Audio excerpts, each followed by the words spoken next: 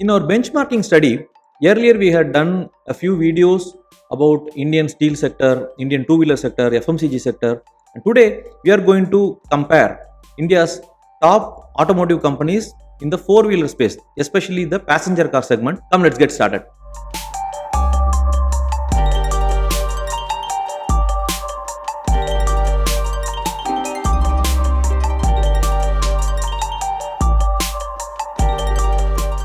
Hi there, this is Anand and welcome to Kaizen Club. I am your trusted lean manufacturing implementation partner. Those three companies are Maruti Suzuki, then Tata Motors and Mahindra Mahindra. We have not taken Hyundai India in this account. We have not considered Hyundai for this particular study because it's only in the last year they became public, and we will be doing their study in the coming days. And their revenues for the last year, that is 2024-25, are Maruti's revenue is about 1.56 lakh crores, Mahindra & Mahindra is about 1.20 lakh crores, and Tata Motors is about 0.72 lakh crores. For Tata Motors, we have taken only the Indian operations revenue. We have not considered the other revenues. For example, the Jaguar Land Rover sales or their truck sales. We have taken only the Indian passenger car segment. So the first parameter we analyzed is the gross profit margin. And gross profit margin talks about the cost of goods sold. What are the direct costs which are which can be traced to the product. So in the gross profit margin, it is Tata Motors having the highest GP, gross profit, at 31.96% compared to Mahindra & Mahindra is about 27.16 and Maruti is about 28%. The gross profits for Tata Motors and Mahindra seems to be increasing, but for Maruti there is a slight decrease, 0.3% decrease in the last year. Coming to the total expenses, Tata Motors total expense is about 89.37%. Earlier it used to be 97.69% in the year 2022-23, and in the last 3 years they have reduced their expenses, which is a very good sign. Mahindra also has reduced from 89.08% to 86.99%, and Maruti also from 91.51% they reduced it to 87.75%. So overall, all the three companies have reduced their total expenses, which is a good sign. So they are focusing more on the cost cutting and overall productivity improvement areas. Now let us look at the net profit. For Tata Motors, the net profit is about 7.55%. That is the lowest among these three companies. The last year it was 10.61%. There is a drop in the net profit. And for Mahindra & Mahindra, which is the leading company in the net profit, it is about 9.85%. In the previous year, it was 10.39%. There is a slight decrease in the net profit of Mahindra also. Same is the case with Maruti Suzuki also. Their net profit also came down a little bit, 9.12%, versus this year it's about 8.91%. Of the three companies, Tata Motors seems to be the lowest in terms of net profit. So now let us look at the indirect costs, the ones which are making a significant change or an impact in the overall expenses. First, let us look at the employee benefit cost, that is the salaries and other employee benefits. Tata Motors seems to be having the highest employee cost at 6.25%, and compared to Mahindra & Mahindra it is 4.06, and Maruti has the least at 3.92%. Obviously we all know Tata has a better employee package, they have a lot of other benefits also. So overall there is a 2% higher. Tata's cost is significantly higher than other two companies in this particular category. Now let us look at the finance cost. Finance cost is the interest paid to service the debt. So Maruti Suzuki, the numbers are very low at 0.12% this year, and for Mahindra & Mahindra it is 0.21%. But Tata Motors has a significant interest cost at 1.55%. If you compare their interest cost versus 3 years before, they were paying about 3.08% at that time as interest. Now it has reduced to 1.55%. Again, a significant amount they took as debt for purchasing the Jaguar Land Rover. Still they are servicing the debt. So that's why their cost is high. But they have reduced it a lot from 3.08 to 1.55%. Inventory cost. Inventory cost is the total value of inventory on the day of closing, the financial day closing, that is 31 March 2025, and against the revenue, right? So the total inventory divided by the revenue. Mahindra & Mahindra seems to have the highest inventory cost at 6.96%, 3 years back it was 8.44%. They also took a lot of steps to reduce the inventory cost. Tata Motors in the next place, 3.85%, and Maruti seems to be the leading company in managing their inventory at just 1.93%. So being a Japanese manufacturer, I mean, they have a good methods, the lean methods to manage their inventory. That's what it is coming from this particular analysis.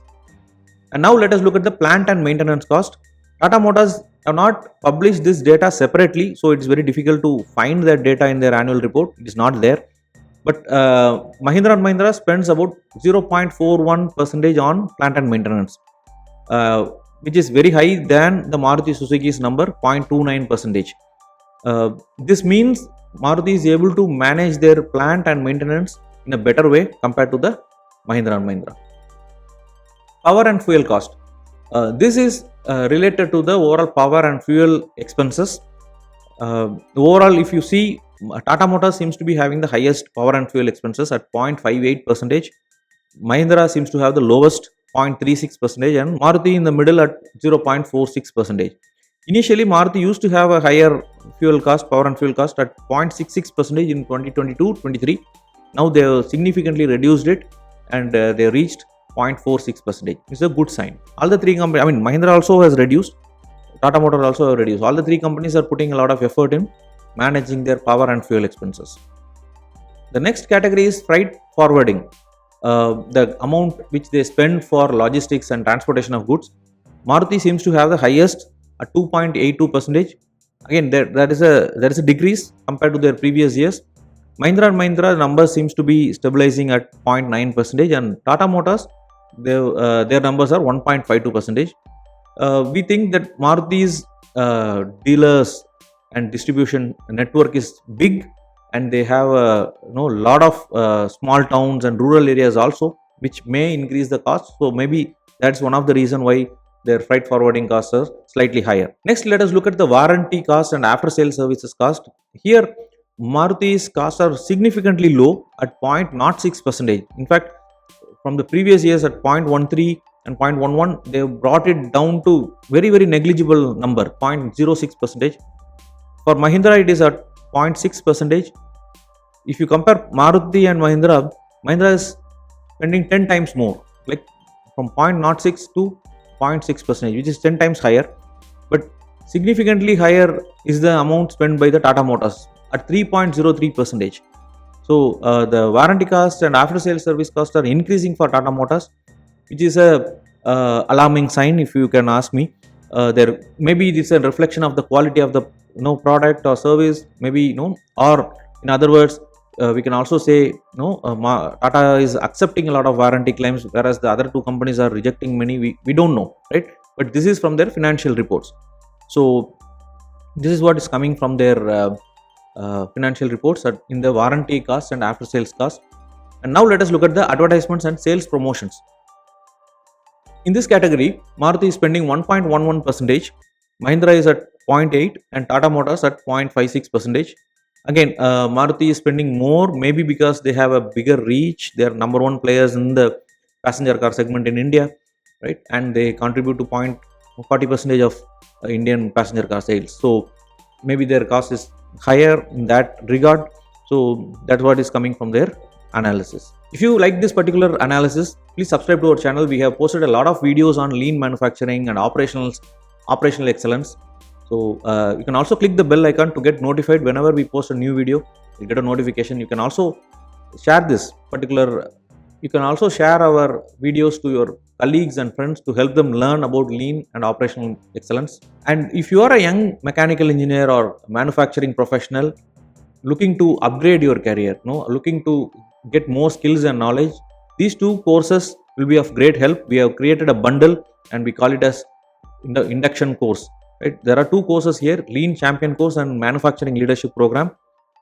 These two courses will help you in kickstarting the learning of lean manufacturing and shop floor management. Both the courses come with certificates. The link is in the description. It's a free course for young professionals. So if you are in the manufacturing industry, you can do this course, or you can also refer it to your team members and young professionals who can get benefited from this course. If you are interested in implementing lean in your company, Launchpad will be a great option. It's a 6 weeks program where you will watch the video, you will do the exercises, you will send it to us, we will review that and guide you to implement lean manufacturing in your company. So this program is for companies only, right? People who are interested in implementing lean in their organizations. So the link is in the description. So thank you very much for watching. I'll talk to you in the next video. See you. Bye bye.